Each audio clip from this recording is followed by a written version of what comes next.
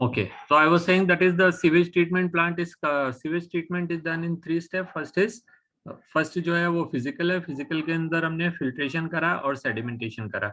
Second जो है वो बायोलॉजिकल है, where we will employ certain type of micro organisms to decompose the all the organic waste. Now remember, एक बात अच्छे से समझ लेना, microbe can only decompose organic waste, not the inorganic salts and inorganic heavy elements and all.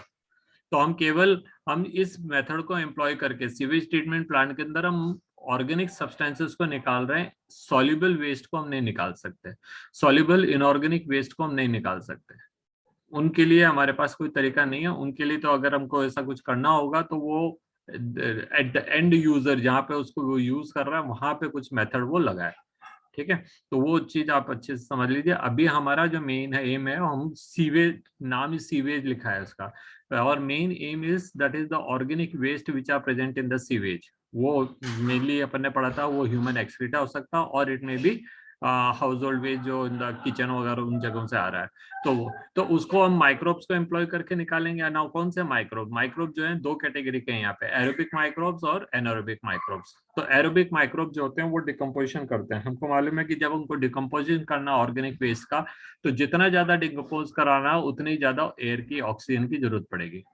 और उसके लिए हमने एक टर्म यूज करी है, that is biological oxygen demand. यहाँ पे दिया है biological oxygen demand. Biological oxygen demand या बीओडी क्या बताता है? बीओडी ये कहता है कि जितना ज्यादा ऑक्सीजन की जरूरत पड़ेगी किसी ऑर्गेनिक वेस्ट को ट्रीट करने की, डिकम्पोज करने की, दैट मीन्स उतना ही उसके अंदर वेस्ट मटेरियल प्रेजेंट है.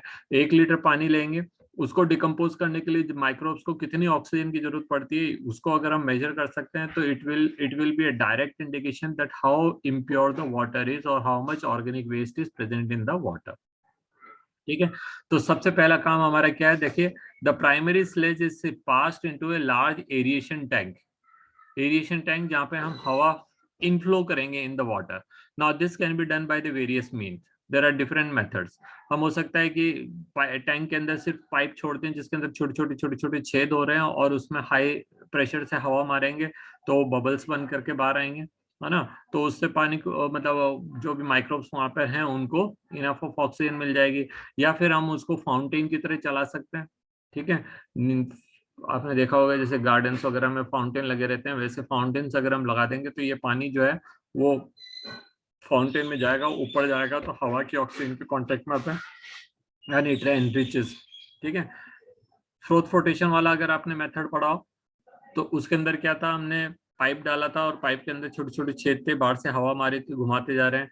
तो कैसा भी तरीका लगा सकते हैं. You can use any of the method जिससे बाहर से हम हमारे अंदर ऑक्सीजन या एयर इनफ्लो कर सकते हैं. ठीक है, where it is constantly agitated mechanically and air is pumped in it.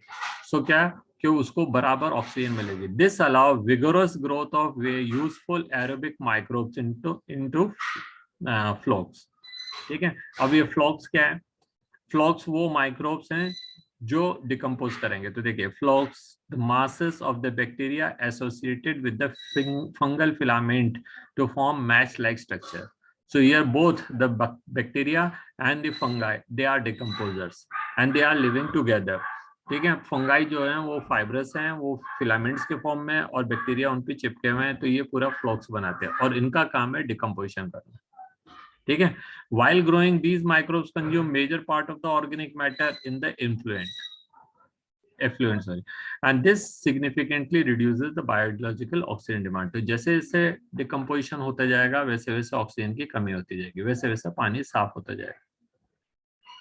ठीक है, now we got series of such tanks जिसके अंदर हम एरिएशन कर रहे हैं और ये माइक्रो बीओडी जो है बैक्टीरिया डिकम्पोजिशन कर रहे हैं. ठीक है, तो there will be a series of tank. Now that further depends कि पानी कितना गंदा है. ठीक है, तो now sewage water is treated till BOD is reduced.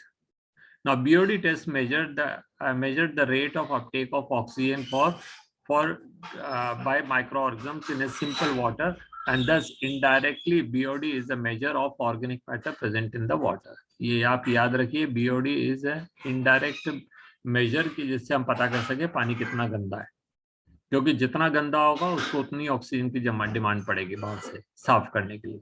ठीक है, greater the BOD of water waste more is a polluting potential. अब अगर धीरे धीरे साफ होते होते may be 1 day, may be 2 day, may be 5 day, depend कितने सारे टैंक्स के अंदर पर कितने टाइम तक के लिए उसको रखते हैं कि बीओडी उसका मिनिमाइज हो जाए। तब क्या होगा, once the BOD of the sewage of waste water is reduce significantly, the effluent is thus passed into the settling tank, ठीक है, where the bacterial flocs are allowed to settle. अब सारी वो जो फाउंटेन या वेजिटेशन वाली activity उसको रोक देंगे, तो फिर क्या होगा, because this microbes and because this flocs are heavy, तो वो धीरे धीरे धीरे धीरे नीचे सेटल हो जाएंगे। फिर आप वहां से एफ्लुएंट निकाल लीजिए, एफ्लुएंट निकाल के नेक्स्ट टैंक में ले जाएंगे, ठीक है।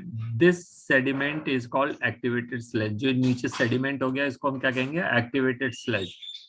क्या है एक्टिवेटेड स्लज के अंदर, वही फ्लोक्स है। फ्लोक्स क्या है, it is association of fungi and bacteria which are mainly involve in the decomposition of organic waste, ठीक है। तो आपको स्लज एक्टिवेटेड स्लज समझ आ गया। ये एक्टिवेटेड स्लज में से थोड़ा सा अमाउंट निकाल करके वापस से नए टैंक के अंदर ऐड करेंगे जब नया पानी आएगा उन्हीं सेडिमेंट उन्हीं एरिएशन टैंक के अंदर। जो एरिएशन टैंक हमारे पास है उसके अंदर फिर नया पानी आएगा, नया पानी आएगा तो उसके अंदर फ्लोक्स नहीं है, तो यहाँ से एक्टिवेटेड स्लज में से कुछ निकाल करके वहां ऐड करेंगे। इट इज समथिंग सेम जैसे हम दही जमाने के लिए जो नया दूध रहता है उसके अंदर पुराना दही निकाल करके 1 चम्मच ऐड कर देते हैं, दैट इज कॉल्ड स्टार्टर। तो ये भी इसका स्टार्टर है, ठीक है। A small part of the activated sludge is pumped back into the aeration tank serve as inoculum, ठीक है। इसमें से छोटा सा एक पार्ट लेकर के अपन नए वाटर के टैंक के अंदर डालेंगे, एरिएशन टैंक में, so that the bacteria will reach there for the beginning of the aerobic decomposition process. Now the remaining major part of the sludge is pumped into the large tank जिसको हम कहेंगे anaerobic sludge digesters। अब ये तीसरा tank है, तीसरी category है, ठीक है बायोलॉजिकली प्रोसेस, लेकिन तीसरा तरह का टैंक है। इस टैंक के अंदर हम क्या करेंगे, एनएरोबिक स्लज, मतलब इसको टोटल पैक करेंगे, इसमें बाहर से हवा नहीं आने देंगे। अब जो यहाँ पे माइक्रोब्स हैं उनको डाइजेस्ट करने वाले थर्ड कैटेगरी के नेक्स्ट वाले माइक्रोब्स हैं, और ये क्या करेंगे, यहाँ जब इनको डिकम्पोज कर रहे हैं तो मीथेन जैसी गैस बनेगी, और उस गैस को हम यूज करके पूरे सीवेज ट्रीटमेंट प्लांट को चलाने के लिए एनर्जी ऑब्टेन कर सकते हैं, ठीक है। तो देखिए, the remaining major part of the sludge is pump into the large tanks called anaerobic sludge digester, and here the kind of bacteria which grow anaerobically digest the bacteria। किसको digest कर रहे हैं याद रखिए, digest the bacteria and the fungi in the sludge. वो जो bacteria और वो जो फ्लोक के बैक्टीरिया और फंगाई थे उनको ये डाइजेस्ट कर देते हैं, ठीक है। Finally, during this digestion, bacteria produce mixture of gases such as methane, hydrogen sulfide, and carbon dioxide. और उसमें nearly 75% methane है। So this is a fuel gas. These gases form biogas. इस गैस को क्या कहेंगे हम, बायोगैस। बायोगैस हमारा next topic भी है इसमें, ठीक है। And can be used as a source of energy as it is inflammable. इसको जलाया जा सकता है और इससे आप कोई भी टाइप का डिवाइस चला सकते हैं। आप इसको जला करके आपका क्या कहते हैं जनरेटर चला सकते हैं और इससे बिजली बना सकते हैं, और बिजली से पूरे डिवाइस को पूरे पूरे सिस्टम को रन कर सकते हैं। The effluent from the secondary treatment plant is generally released into the natural water bodies। यहाँ से जो साफ हुआ है पानी, अब इसको आप नदी में, तालाब में, कहीं पे भी छोड़ सकते हैं। इसको आप डायरेक्टली खेतों में काम में ले सकते हैं इरिगेशन की, not for drinking, not for drinking. पीना नहीं है इस पानी को, क्योंकि अभी भी इसके अंदर माइक्रोब्स हैं, अभी भी इसके अंदर इनऑर्गेनिक सब्सटेंसेस हैं, अभी भी इसके अंदर कुछ टाइप के वेस्ट हैं, हम पिएंगे नहीं। लेकिन हम इसको रिवर्स में डाल सकते हैं, बिकॉज बाकी काम जो है बैक्टीरिया बड़ी आसानी से कर देंगे, उनका भले 5 किलोमीटर का रन मिले या 2 किलोमीटर का। और अब इसके अंदर इतनी ज्यादा इम्प्योरिटी नहीं है कि वो जो millions of gallons water river के अंदर है उसके अंदर ही मिक्स हो जाएगा, तो it will be almost negligible. और दूसरी बात क्या है कि अगर आपको फील्ड में यूज करना है तो it is ready to use type way, है ना। तो उसमें खेतों में या कंस्ट्रक्शन में या किसी और, जैसे कई जगहों पे आपको जो है, मतलब कई like when I was in Chennai, तो वहाँ एक जो हमारी सोसाइटी थी उसके अंदर एक था कि ऐसे सीवेज ट्रीटमेंट प्लांट लग रहा था उसके अंदर का खुद का, and they had 2 different tanks. एक टैंक्स में उनका किचन के लिए एंड नहाने के लिए पानी आता था, और दूसरे टैंक से जिसको फ्लश करते थे उसके लिए ये वाला पानी यूज करते थे, ठीक है, तो फ्लश के लिए साफ पानी रखने की क्या जरूरत है, तो वो ये काम इसके लिए कर लेते थे। माइक्रोब्स हैं उसके अंदर, कोई दिक्कत नहीं है, कोई पी तो रहा नहीं है, कोई नहा तो रहा ही नहीं है, उसके अंदर हाथ तो डाल नहीं रहा है, उसको बॉडी में कहीं गिर तो रहा ही नहीं है, वो तो केवल इसी काम के लिए है, to take away the waste.